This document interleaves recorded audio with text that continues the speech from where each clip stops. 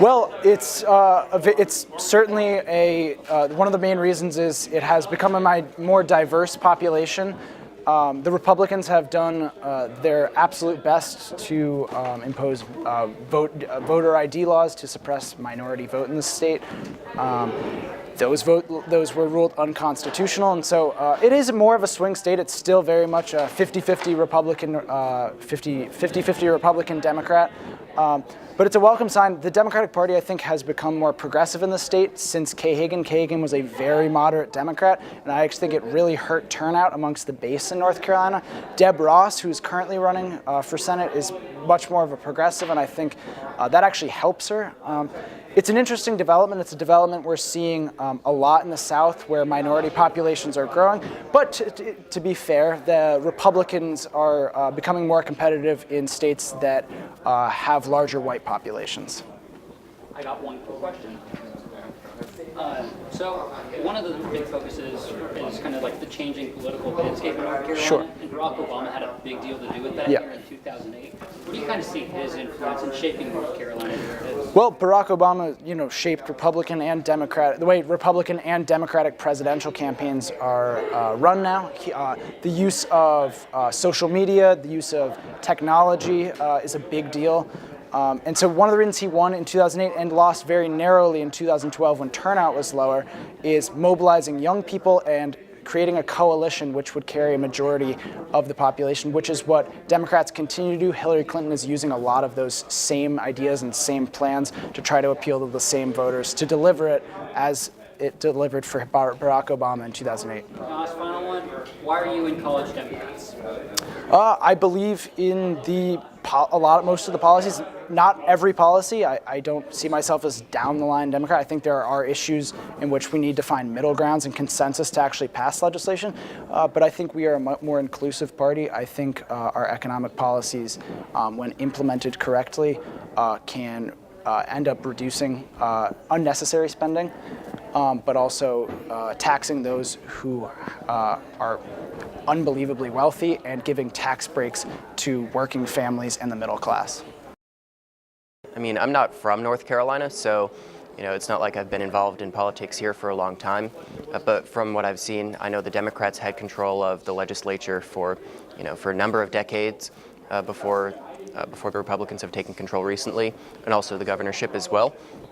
And I think that as a whole, they've done. The Republican Governor McCrory has done a good job in growing the economy here in North Carolina. Here in North Carolina, we've had the highest GDP growth of any state in the country since he's taken office. So I think that's a good thing. We've added 300,000 jobs in North Carolina, and more are on the way every day. So that's something that I think we can be really proud of that the Republicans have done, with respect to the economy.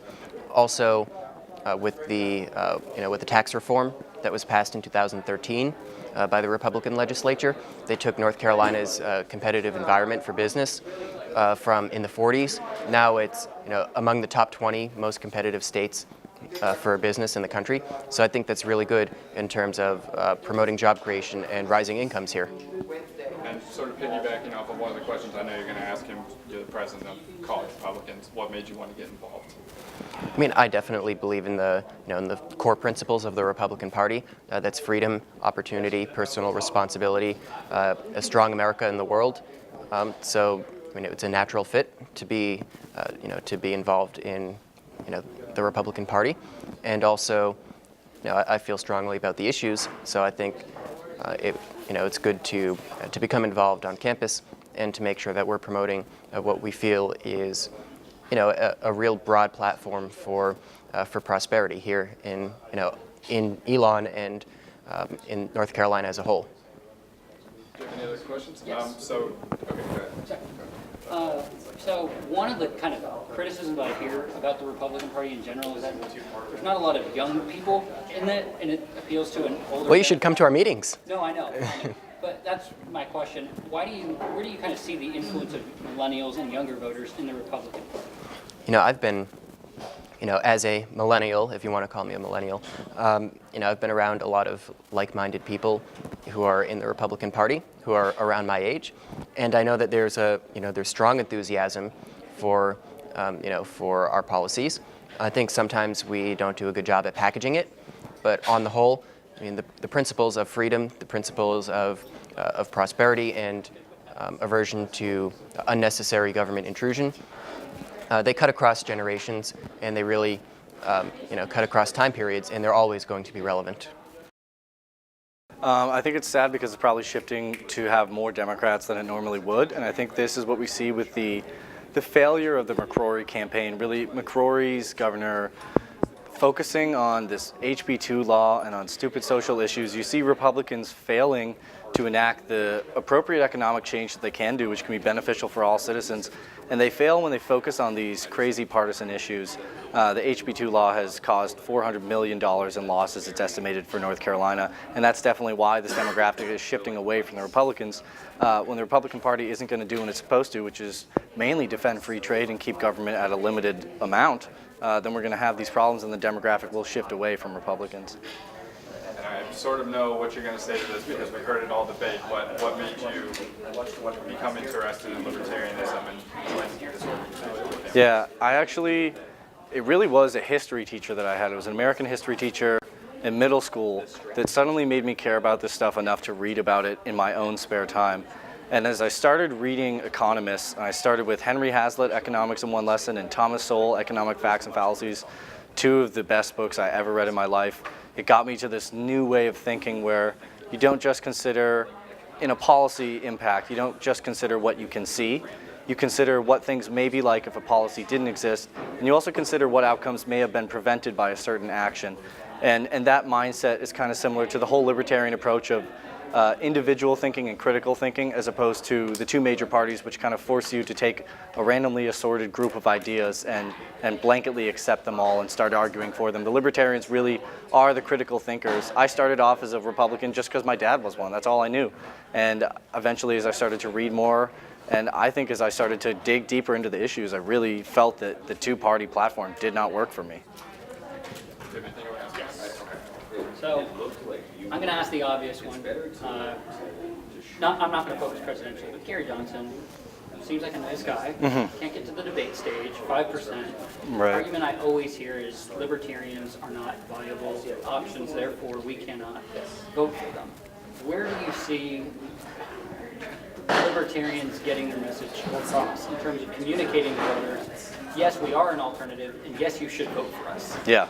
Well, I think what I always like to say is that libertarianism actually started with the founding fathers of America. The people who wrote the Constitution and the Declaration of Independence were utilizing libertarian ideals of limited government, both in the economic and the social realm. That being said, it's a private commission that controls who goes on the TV presidential debates. And a private commission that is non-governmental entity and a non-business, it's a non-elected board, it's a weird group, and they get to decide who goes on the debate, and they're keeping Gary Johnson out. I've heard reports of some polls purposely not polling millennials to keep the numbers for Gary Johnson down. And there's a range of numbers. I haven't heard 5%. I've heard 8.7% and 9%. Yeah, I think to get people enthused about Gary, it's a little hard when the whole machine works against him. The media, the government, the two established political parties work against him. I think it's free speech forums like we had today where my party, the Young Americans for Liberty, representing the libertarians, we had the majority of students agreeing with our ideals, 57%. It was greater than anyone else. So I think when you hear ideas instead of sound bites, and when you hear actual thinking people, not just party demagogues, then that's when you're going to start to get back to what is the core of the founding of the American nation. It really is libertarianism.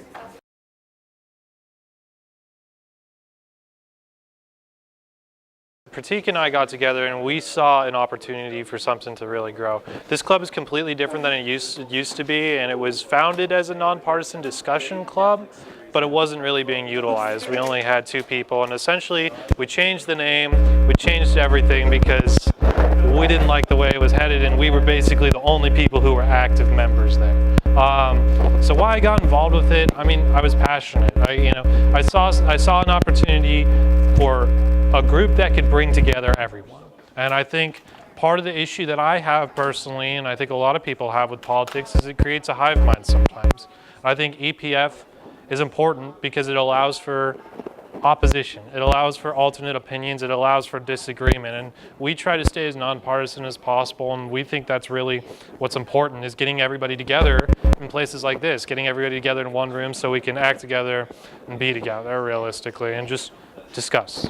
And North Carolina is a very divided state Right. now. Lots of polarization here across the country. What do you do to kind of bite away at that polarization?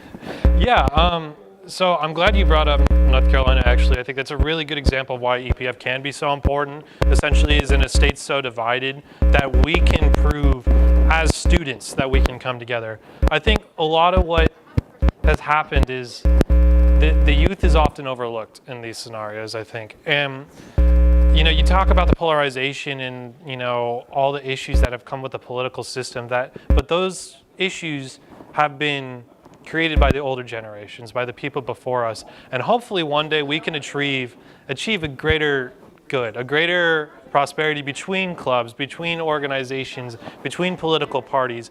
And, in going about that, I think it's just important to just have those discussions to begin with. Do I honestly believe that we're all going to go out there and change the world? In that sense, no.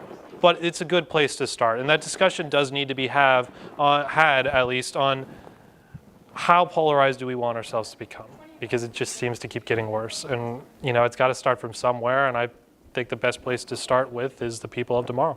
2 quick questions. Right. Can you just give me a little bit of history behind how you guys formed, what it was, and how it came about? Right, so this club was founded in 2012. As I said, though, this club was a forum, essentially, only. And what that means is that they would get together once a week and discuss what I like to call irrelevant policy at an irrelevant time. So they would discuss anything at any time, and it just felt kind of misguided sometimes. And I think what happened is once the founder left the organization, it really lost its roots. So I walked in, how did it actually happen? I walked in one day. I was pissed off, honestly, because there were only 3 people. I don't know if I'm allowed to say that, but, and I went up to the whiteboard and I said, okay, what are we going to do? And we started from scratch. And Pratik was in that room. Josh Weintraub, the former founder, was in that room. And I think that was it. And, we came up with the idea. We came up with a new name. We came up with a new logo. We came up with a new ideology. And we came up with our new aspirations. And we've moved to that event-based group as opposed to that once-a-week meeting in a classroom with the same 3 or 4 people. We do events, and now we do the speakers, and we can coordinate with other clubs. And the great thing about it is EPF is nonpartisan, but we constantly co-sponsor with other partisan organizations, and not even political organizations, but other organizations as well. And that's really where I think our historical roots originally intended to be. We strayed from that, but now we're back, and we're better, honestly. And that was fall of 2015? That was, geez. I know you guys had the debate in the spring. Freshman year, January for me, I believe, is when we redid all that. And our first big project was the debate. And you're a senior now? I'm a sophomore. Sophomore? Right. Oh, I got fall of 2015 then. Yeah. Gotcha. Final question is just kind of,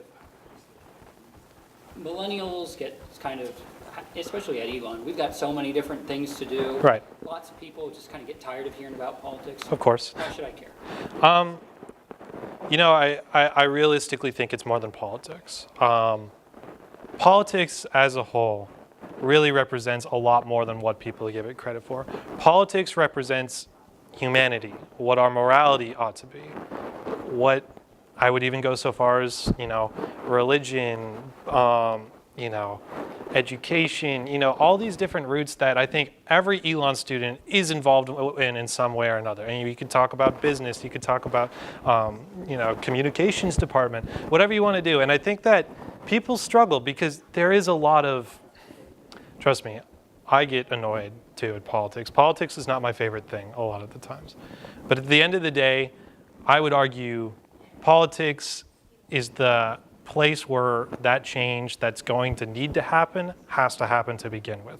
That Politics is ingrained in government, in society, and in humanity as a whole. And as of right now, the people of America at least, are in a democracy, and they are the ones that have the power to choose. So why should you care? Individually, because that's where whatever you want to happen, that's where it has to happen, essentially. You're going to be the one shaping America tomorrow, and you're going to go out there and do great things, and maybe you're a communications major, and maybe you'll go be a news anchor and not talk about politics for once in your life. But at the end of the day, politics is going to affect you, whether you like it or not. So you might as well come out, and it's not like we're talking about like formal legislation. We don't want all people to be coming out with the lingo, and we try to keep these things so everybody can participate. And we understand that not everyone's going to be a legislature crafter or a policy analyst or something like that. But everybody is going to have a voice at one point or another, whether you like it or not. Some people won't use it, but I hope everybody does. And I think that's where America needs to come in, is with the youth, with the future, with organizations like Elon University.